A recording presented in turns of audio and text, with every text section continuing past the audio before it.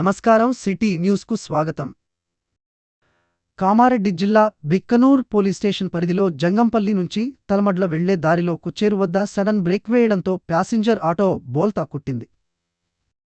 ఈ ఘటనలో ఆటోలో ప్రయాణిస్తున్న 8 మందికి గాయాలు కాగా ఒకరు అక్కడికక్కడే మృతి చెందారు.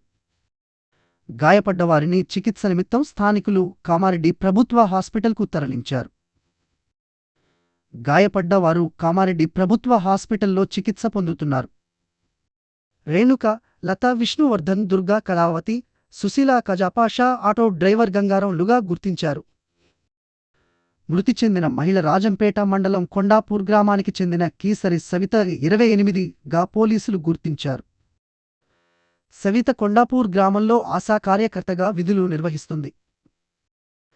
డ్రైవర్ తప్పిదం వల్లనే ప్రమాదం సంభవించినట్లుగా పోలీసులు గుర్తించారు. మృతురాలు భర్త సాయిలు ఫిర్యాదు మేరకు కేసు నమోదు చేసి దర్యాప్తు చేస్తున్నట్లుగా బిక్కనూర్ ఎస్ఐ సాయి కుమార్ తెలిపారు.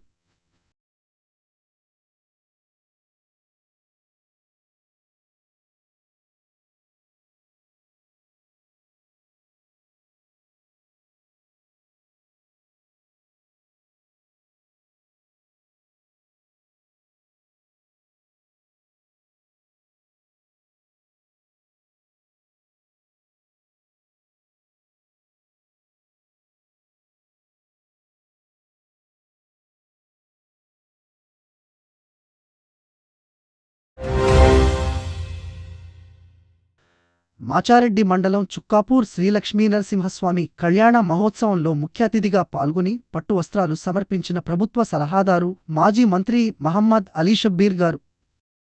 ఈ సందర్భంగా షబ్బీర్ అలీ గారు మాట్లాడుతూ, దేవుని ముందు అందరూ సమానులే అని, లక్ష్మీ నరసింహస్వామి కళ్యాణ మహోత్సవానికి నన్ను ముఖ్య అతిథిగా ఆహ్వానించినందుకు గ్రామ ప్రజలకు ధన్యవాదాలు. నరసింహస్వామి వారి ఆశీస్సులు మనందరిపై ఉంటాయని, ప్రజలందరూ సుఖసంతోషాలతో ఉండాలని స్వామివారిని కోరుకున్నాను అన్నారు. కాంగ్రెస్ హయాంలో దేవాలయాల జీర్ణోద్ధరణ, పునరుద్ధరణ బాగా జరిగిందని చెప్పారు.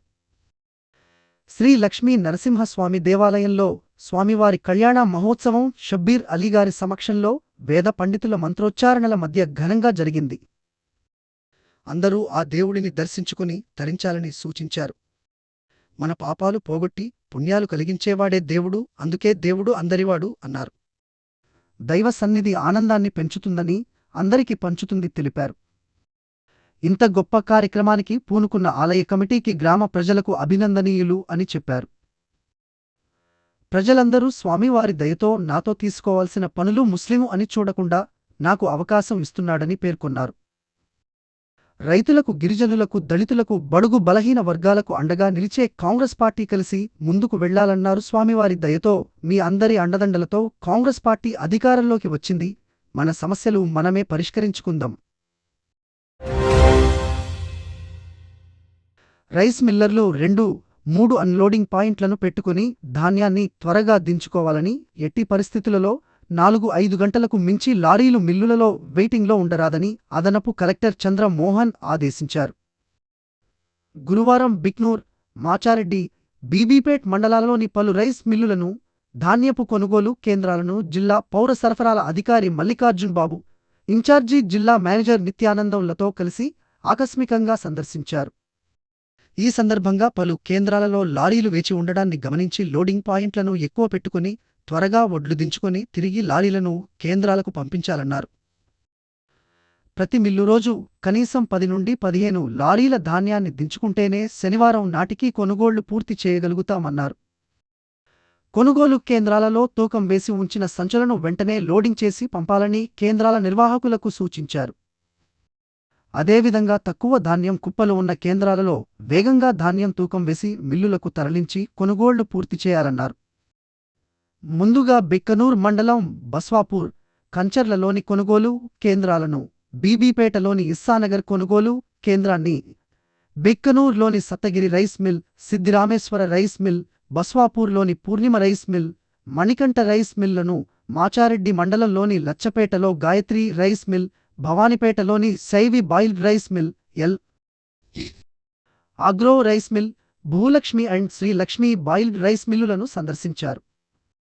ఈ కార్యక్రమాలలో పౌర సరఫరాల డిప్యూటీ తహసీల్దార్లు పాల్గొన్నారు.